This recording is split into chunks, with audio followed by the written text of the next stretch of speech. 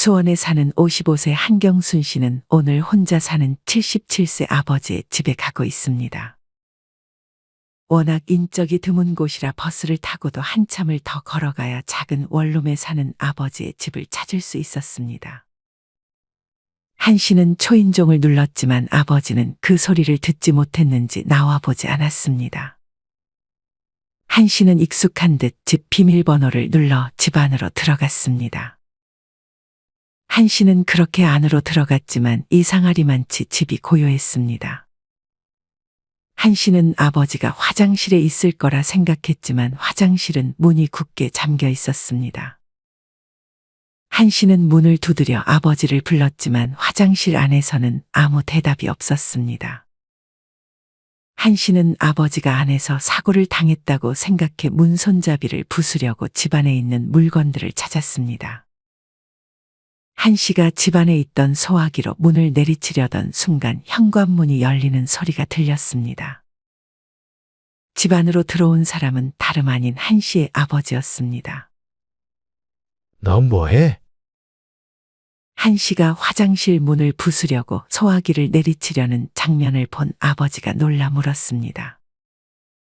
아버지, 어디 갔다 오신 거예요? 화장실 안에서 혹시나 잘못되신 줄 알고 놀랬잖아요. 그래서 화장실 문을 부시려고 한 거야. 그럼 어떡해요? 근데 이 문은 고장났어요? 고장난 지 좀 됐어. 말씀을 하시죠? 요 앞에 화장실 쓰면 돼. 당장 사람 불러드릴게요. 그건 그렇고 어디 갔다 오신 거예요? 심심해서 요 앞에 돌아다니면서 박스 좀 주웠어. 아직도 폐지 줍고 다니시는 거예요? 이제는 그냥 좀 쉬시라니까. 나 아직 건강해. 운동도 되고 소소하게 용돈 벌이도 되고. 한 씨는 남편과 사별하고 두 아들도 독립을 했기 때문에 아버지에게 자신의 집으로 와서 같이 살자고 했습니다. 하지만 한 씨의 아버지는 그런 딸의 제안을 거절했습니다. 괜히 자식에게 짐이 되기 싫고 혼자서도 잘 살 수 있다고 자신했기 때문이었습니다. 한 씨의 아버지는 심지어 한 씨가 주는 용돈을 받으려고 하지도 않았습니다. 여기 10만 원 놓고 갈게요. 나 돈 충분해. 너 맛있는 거 사 먹어. 근데 무슨 일 있어? 원래 주말에만 오는데 웬일로 평일에 왔어? 한 씨의 아버지는 딸이 오던 날에 오지 않고 다른 날에 오자 의아한 마음에 물었습니다.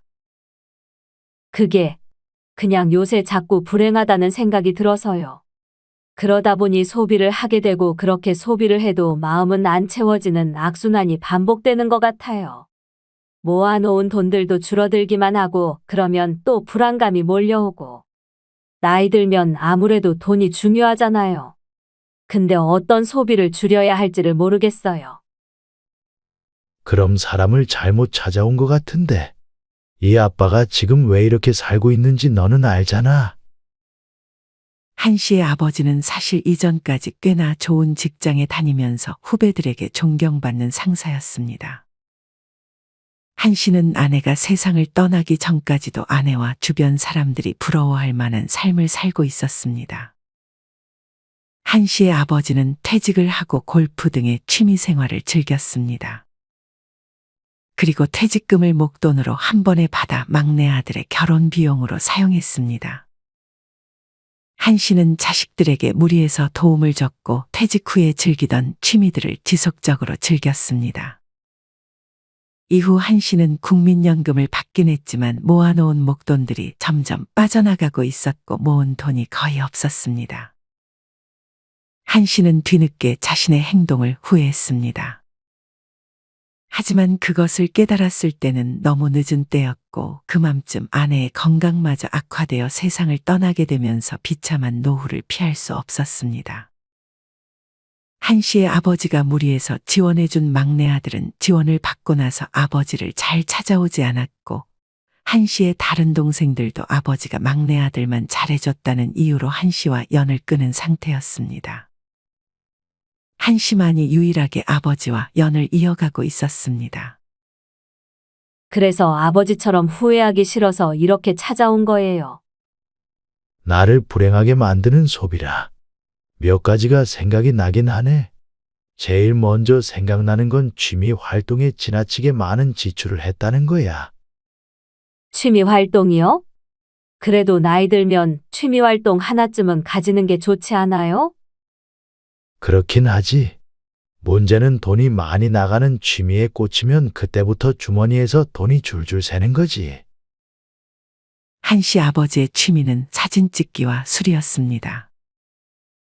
하긴, 아버지가 엄마랑 그것 때문에 많이 싸우긴 하셨죠. 카메라도 자주 바꾸셨잖아요. 찍다 보니 아쉬운 점들이 생기고 또 욕심이 생겨서 더 비싼 것들을 찾게 되는 거지. 아버지 골프도 치셨었잖아요. 맞아. 골프도 한 번 치면 몇십만 원 깨지는 건 기본이었어. 하지만 제일 아까운 소비는 아무래도 술이었던 것 같아. 한씨의 아버지가 말한 나를 불행하게 하는 소비 첫 번째는 돈이 많이 나가는 취미 활동, 그 중에는 술도 포함되어 있었습니다. 한씨의 아버지는 술 중에서도 와인을 좋아했습니다. 한씨의 아버지는 와인 관련 모임에 항상 참여해서 밥을 먹었는데 한 끼를 먹을 때마다 1인당 7만 원에서 8만 원 정도를 지출했습니다. 거의 일주일에 한 번씩 만나는 모임이었고 게다가 혼자서 술을 즐기는 날도 많았던 데다 친구들과 또 따로 술을 마시는 걸 즐겼으니 이제껏 술을 마시며 쓴 지출이 상당했습니다. 한씨의 아버지는 또한 술이 세서 한두 병을 마시고는 취하지도 않았습니다. 적게 마시고 취하는 사람들이 이 아빠는 참 부러웠지. 너도 술 좋아하잖아. 삼겹살에 소주나 치킨에 시원한 맥주, 등산 갔다가 하산해서 먹는 파전이랑 막걸리는 정말 최고잖아요. 기분 꿀꿀할 때나 외로울 때 한 잔 마시면서 좋아하는 음악 들으면 또 얼마나 위로가 되는데요. 그 정도는 괜찮은 것 같아. 다만 어디 밖에서 마시거나 친구들이랑 마시는 것만 줄이면 돼. 한씨의 아버지는 술 외에도 취미 생활을 가지되 이왕이면 돈이 많이 들지 않는 취미 생활을 가지고 초반부터 비싼 장비를 사지 말라고 조언했습니다. 한씨 아버지의 말처럼 사실 취미를 시작하기에 앞서 고급 장비부터 구매하는 분들이 계십니다. 하지만 한 달도 되지 않아 그 취미가 질려버려서 비싸게 산 장비들을 그냥 창고에 고이 모셔놓는 분들도 많습니다. 어떤 취미를 시작할 때는 저렴하게 장비를 구하고 적어도 3개월은 해본 후 내가 계속 이 취미를 할 수 있을 것 같을 때 장비를 아주 조금씩 업그레이드 하는 것이 좋은 것 같습니다. 사실 제일 피해야 할 취미는 무언가를 수집하는 취미인 것 같습니다. 예를 들어 컵을 수집하거나 피규어, 음반, 값비싼 와인 등이 해당할 수 있습니다. 만약 이런 물건들을 위해 수납장을 따로 마련한다면 또 그곳을 채우기 위해 불필요한 것들을 마구 구매하게 될 것입니다. 물론 나중에 내가 또 비싸게 팔 수 있는 물건들이라면 투자라고 생각할 수도 있지만 대개는 그런 것까지는 고려하지 않을 것입니다. 또한 이런 소비가 습관이 되어버리면 정말 돈이 빠져나가는 건 한순간입니다. 내가 모아놓은 수집품들을 보면 기분이 좋을 순 있겠지만 그게 나중에는 또 다 짐이 됩니다. 이런 취미들은 지양하는 것이 좋고 만약 무언가 즉흥적이고 충동적으로 구매하고 싶은 물건이 있다면 지금 당장 구매하는 것이 아니라 일주일 후에 사자고 생각하는 것이 좋습니다. 만약 그때까지 사고 싶은 마음이 들면 구매를 하는 것입니다. 하지만 대개는 일주일 사이 구매하고 싶은 욕구가 사라져 버리는 경우도 많습니다. 돈이 많이 드는 취미는 정말 피해야겠네요. 그 다음 두 번째는 뭐예요? 이 아빠는 사실 그것 말고는 생각이 잘 안 나는데. 날도 좋은데 밖에 좀 걸으면서 얘기할까? 여기 목욕탕 아주머니한테도 한번 물어보자. 한씨의 아버지는 그렇게 한씨를 근처 목욕탕으로 데려갔습니다. 목욕탕 여주인은 단골인 한씨의 아버지를 반겼습니다.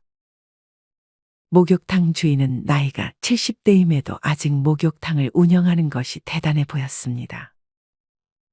할멈은 이제껏 돈 쓴 것 중에 제일 후회되는 게 뭐요?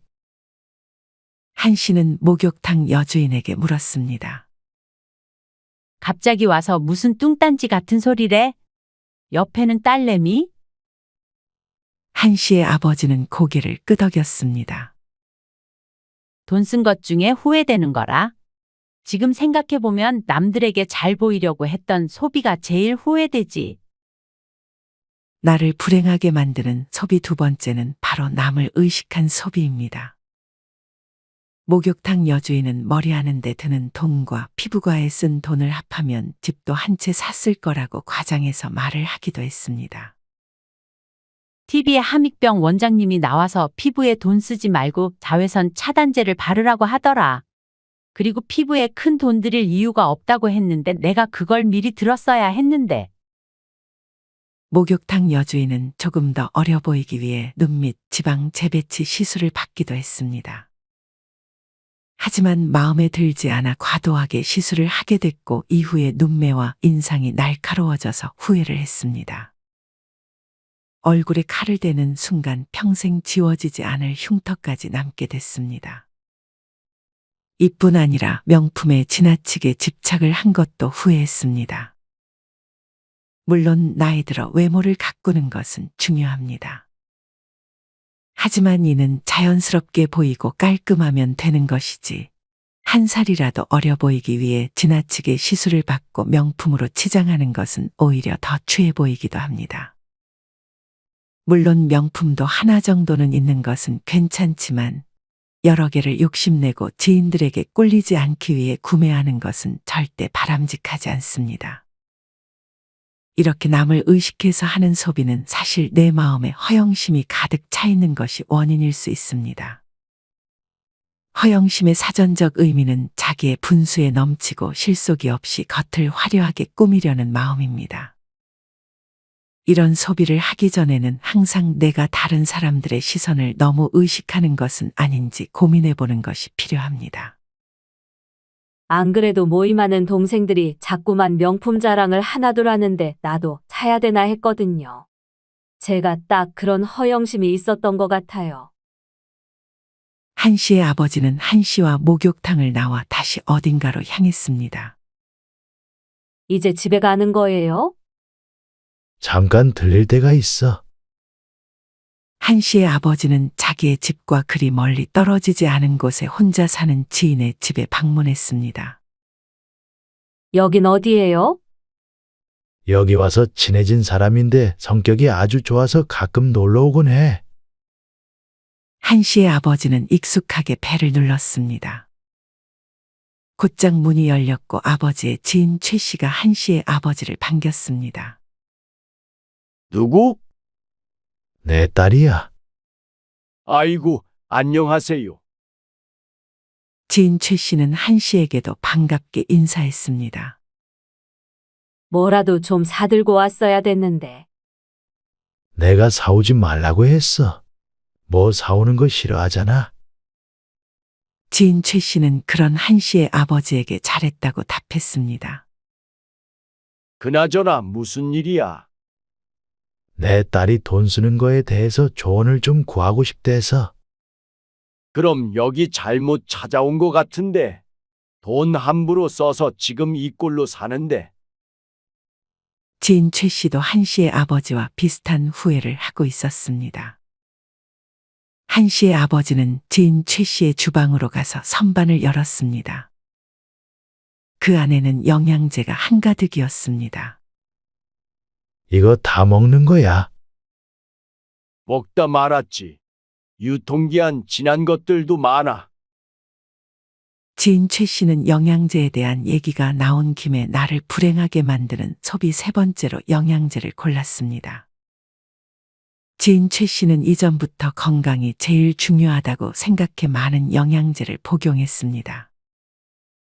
무조건 많이 먹으면 좋을 거라고 생각해 영양제를 밥 대신 먹기도 했습니다. 이런 최 씨처럼 사실 건강에 대한 관심이 지속적으로 높아지면서 우리나라의 영양제 산업이 끊임없이 성장했습니다. 심지어 영양제를 먹다가 배가 부르다는 말까지 있습니다. 실제로 질병관리청에 의하면 2020년 기준 국민 전체 중 약 45%가 영양제를 섭취하고 있으며 이 중 절반 이상이 2개 이상의 영양제를, 50에서 64세는 30% 이상이 3개 이상 제품을 동시에 복용하고 있다고 합니다.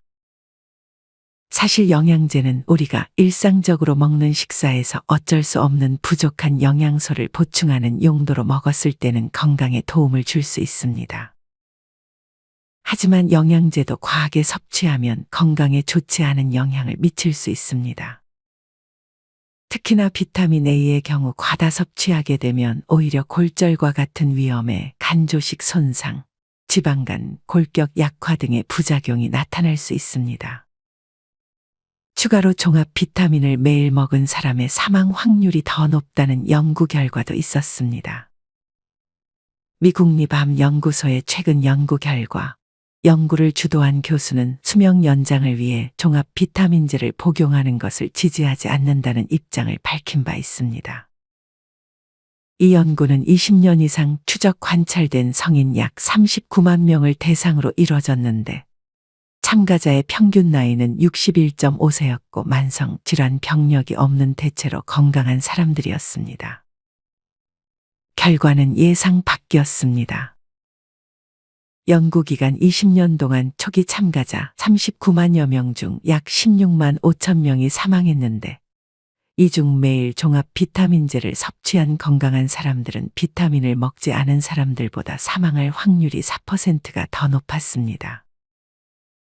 이는 즉 매일 종합 비타민제를 섭취해도 심장병이나 암과 같은 다른 질환으로 인한 사망 위험을 줄일 수 있다는 아무런 증거도 발견하지 못했을 뿐 아니라 이 실험을 한 연구자들은 비타민, 미네랄 같은 영양제의 유행에 동참해 돈을 낭비하지 말라는 경고까지 했습니다. 물론 특정 상황에서는 종합 비타민이 유용하게 작용할 수 있다는 연구도 있습니다. 조지 워싱턴대 닐 바나드 박사는 역사적으로 선원들이 비타민C 덕분에 괴혈병에서 벗어날 수 있었다며 베타카로틴, 비타민C, 비타민 D, 아연 등은 시력 상실로 이어질 수 있는 노화 관련 황반변성을 늦춘다고 설명했습니다. 하지만 이 교수도 종합 비타민제가 장수에는 큰 도움이 되지 않는다며 이보다는 다양한 영양소와 섬유질을 제공하는 건강한 음식을 섭취하는 것이 더 좋다고 덧붙였습니다. 제 집에도 영양제가 참 많은데 영양제보다는 야채를 많이 사서 먹어야겠네요. 벌써 이 집에 와서 하나 배웠지? 또 생각나는 건 싼 것만 찾는 소비를 지향하는 거야. 아버지의 지인 최 씨는 영양제에 이어 나를 불행하게 만드는 소비 네 번째로 싼 것만 찾는 소비를 하지 말라고 조언했습니다. 물론 싼 것을 사는 게 더 이득이 되는 물건도 있는데 어떤 물건이나 옷의 경우는 오히려 싼 걸 사면 자주 망가져서 오히려 자주 사게 되고 돈을 낭비하게 되는 경우도 있습니다. 지인 최 씨의 말대로 5년 이상 쓸 제품이나 옷의 경우는 조금 비싼 것을 사는 것이 오히려 고장으로 인한 수리비도 아끼고 망가지면 새로 구입을 하지 않아도 돼서 절약이 되는 경우가 있습니다. 기본적으로 신발의 경우에도 조금 가격이 있는 신발이 아무래도 잘 뜯어지지도 않고 오래가기도 합니다. 프라이팬의 경우에도 너무 싼 것보다는 좋은 코팅의 프라이팬을 사용하는 것이 좋습니다. 너무 저렴한 프라이팬은 몇 번 사용하지도 않았는데 금방 코팅이 벗겨지고 검게 변해버리는 경우도 많아 자주 바꾸게 됩니다. 물론 비싸다고 다 좋은 건 아닐 수도 있습니다. 어떤 물건의 경우에는 비싼 물건을 하나 사는 것보다 싼 걸로 쓰면서 자주 바꿔주는 게 더 나은 경우도 있습니다. 또 어떤 분은 구두가 비싸다고 뒷굽 안 갈아야 되는 것도 아니고 어디 긁히거나 찍히는 건 다 똑같다며 그냥 저렴한 구두를 사는 것이 좋다고 했습니다. 저렴한 신발이 더 편하고 자기에게 맞는다는 분들도 많이 계셨습니다. 이렇듯 무조건 비싸다고 좋은 건 아닙니다. 하지만 만약 내가 어떤 제품을 샀는데 너무 자주 바꿔야 해서 스트레스를 받고 오히려 더 돈이 많이 나가는 것 같다면 그 제품만큼은 조금 좋은 브랜드의 제품을 찾아보는 것이 좋을 수 있습니다. 이건 좀 내 치부이기도 한데 제일 중요한 거 하나 말해줄게. 뭐예요? 지인 최 씨의 말에 한 씨는 귀를 쫑긋 기울였습니다. 절대 뉴스에서 부동산이 오른다, 주식이 오른다는 얘기가 나올 때는 그걸 사지 않는 게 좋아. 지인 최 씨는 투자에 대한 얘기를 꺼냈습니다. 고점에 사서 저점에 팔지 말라는 얘기야. 지인 최 씨는 이전에 뉴스에서 부동산이 많이 올랐다는 소리를 듣고 부동산을 샀는데 이후 빠르게 부동산 가격이 하락해 반토막이 난 경험이 있다고 말해줬습니다. 뉴스에 나왔을 때는 이미 늦은 거니까 그때 투자하는 건 별로 좋지 않아. 지인 최 씨가 나를 불행하게 하는 소비로 꼽은 5번째는 바로 고점에 사서 저점에 파는 잘못된 투자 방식이었습니다. 항상 내가 사면 떨어지고 내가 팔면 오르는 경우는 투자를 해본 분들이라면 누구나 경험을 해봤을 것입니다. 증권가의 말처럼 무릎에 사서 어깨에 팔라는 말은 사실 쉬운 말이 아닙니다. 많은 사람들이 이 투자가 좋다는 주변 사람들의 말을 들으면 그때서야 부랴부랴 자기도 그 투자를 따라서 하기 시작합니다. 하지만 이때는 대부분 이미 가격이 많이 올라버린 고점인 경우가 많습니다. 몇 년 전 삼성전자의 주가가 9만 원을 돌파했을 때도 많은 사람들이 더 오를 거라고 생각해 주식을 많이 샀습니다. 하지만 그 이후로 몇 년이 지난 지금 삼성전자의 주가는 5만 원대입니다. 만약 9만 원의 주가로 1000주의 주식을 샀다면 지금은 거의 3에서 4천만 원 정도 손해를 보고 있는 셈입니다. 이런 경우에는 팔고 싶어도 팔지도 못하게 되고 팔게 되면 큰 손해를 감수해야 합니다. 많은 분들이 마트에 갔을 때 몇백 원 싼 것을 찾으려고 재료를 비교하지만 정작 큰 돈이 들어가는 이런 투자에 대해서는 남의 말에 휘둘리는 경우가 많습니다. 그래서 만약 내가 투자를 할 생각이 있다면 무조건 공부를 해야 하는 것입니다. 만약 공부를 하기가 귀찮거나 꺼려진다면 그냥 안전하게 저축을 하는 편이 제일 좋습니다. 노후에 하면 좋은 투자 중에 하나는 배당 투자입니다. 요새는 월배당이라고 해서 매달 월급처럼 월마다 배당을 지급해주는 주식이나 ETF도 많이 있습니다. 저도 비교적 안전한 월배당 주식 종목이나 ETF에 투자를 하고 있습니다. 이에 대해 궁금하신 분들은 유튜브에 월배당 ETF 혹은 배당주 투자라고 검색해 보신 후에 공부해 보면 좋을 것 같습니다. 모든 투자가 마찬가지겠지만 절대로 처음부터 큰 돈을 들여서 하면 안 됩니다. 처음에는 아주 소량의 돈으로만 투자를 해보면서 주식은 이렇게 하는 거구나 하는 정도로만 해보는 것이 좋습니다. 이렇듯 노후에는 시세 차익을 노리기보다는 안전한 배당주 투자를 선호하는 분들이 많습니다. 이 경우에도 너무 많은 배당금을 주는 경우에는 그만큼 위험성이 있는 상품이기 때문에 지양하는 것이 좋습니다. 이 영상을 보시는 분들 모두가 투자 공부를 꾸준히 해서 내 돈을 안전하게 지키면서 적당한 배당금을 받아서 노후를 즐기셨으면 좋겠습니다. 투자는 생각도 안 하고 있었는데 배당금이라는 말이 참 매력적이네요. 그리고 아직 아들들이 대학생이라고 했지. 그럼 나 같은 후회는 절대 하지 마.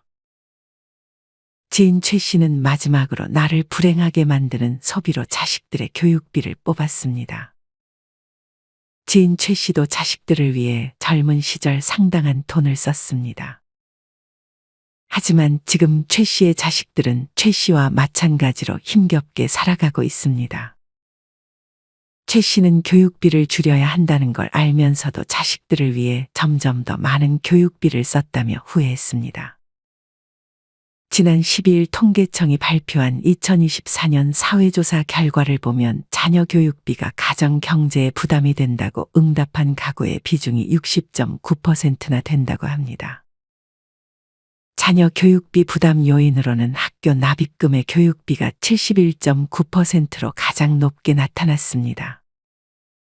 중고등학교 자녀가 주로 있는 30에서 50대의 경우는 사교육비 등의 학교 납입금의 교육비를 부담스러워했고, 대학생, 대학원생 자녀가 주로 있는 60세 이상의 가구에서는 학교 납입금에 대한 부담이 높게 나왔습니다. 이처럼 60세가 넘어서까지도 자녀들의 교육비로 많은 돈을 지출하는 것이 현실입니다. 많은 분들이 자신의 노후 준비보다는 자식들의 교육에 더 많은 지출을 합니다. 그렇게 60대까지 자식들을 위해 돈을 쓰다가 이제 돈을 좀 모아보려고 하면 퇴직을 해야 하거나 건강을 잃는 경우도 많습니다. 특히나 자식들의 교육비를 지출하는 가장 큰 이유는 주변 학부모들과의 비교에서 오는 경우도 많습니다. 옆집 누구는 이 학원을 다니는데 왠지 자기는 안 보내주면 안 될 것 같은 마음이 들기 때문입니다. 학원뿐 아니라 수영이 공부하는데 많은 도움이 된다고 하면 또 안 보낼 수 없으니 수영 레슨까지 보내주는 경우도 있습니다. 물론 부모로서 다 해주고픈 마음이야 이해하지만 너무 무리하여 교육비를 지원해주는 것은 현명하지 못한 것 같습니다. 아예 안 해주는 건 힘들 수 있으니 적당히 수입에 맞게 보내주는 지혜가 필요할 것입니다. 그리고 만약 아이가 학원 다니는 것을 간절히 원한다면 일찍이 학원을 보내주는 대신 이후에 결혼 비용이나 결혼할 때의 지원은 해주지 못할 것 같다고 미리 대화를 하는 것이 좋습니다. 부모 자식 간에도 이런 약속을 한다면 나중에 뒷말이 나올 일도 없고 부모님들의 노후 자금도 잘 지킬 수 있게 되는 것입니다. 한 씨는 그런 최 씨의 말에 귀를 기울였습니다. 한 씨의 아들은 대학원에 진학하겠다는 말을 한 씨에게 꺼냈고, 한 씨는 아들을 지원해 줘야 하나 고민하고 있었습니다. 한 씨는 최 씨의 조언대로 아들에게 해야 할 말들을 정리했습니다. 한 씨는 연신 최 씨에게 고맙다고 말하며 아버지와 최 씨의 집을 빠져나왔습니다. 오늘 얘기가 좀 도움이 됐어? 네, 많이 도움됐어요. 한 씨의 아버지는 한 씨를 버스 정류장까지 데려다 줬습니다. 추운데 얼른 들어가세요. 한 씨는 아버지와 인사 후 버스 안에서 오늘 배웠던 내용들을 정리했습니다. 나를 불행하게 만드는 소비 첫 번째는 돈이 많이 드는 비싼 취미 활동, 둘째는 남에게 잘 보이기 위한 소비, 셋째는 과도한 영양제 구매, 넷째는 싼 것만 찾는 소비, 다섯째는 고점에 사서 저점에 파는 잘못된 투자, 마지막 여섯째는 자식들의 교육비였습니다. 여러분은 이 6가지 중에 공감 가는 것이 있으신가요? 만약 이 6가지의 소비 습관 중 내가 고쳐야 할 소비 습관이 있다면 그 부분에 대해서 한 번쯤 고민해보는 시간을 가져보시면 좋을 것 같습니다. 이상으로 오늘의 영상을 마치겠습니다. 우리 모든 구독자분들의 행복한 여생을 응원합니다. 다음에 더 좋은 내용으로 찾아뵙겠습니다. 감사합니다.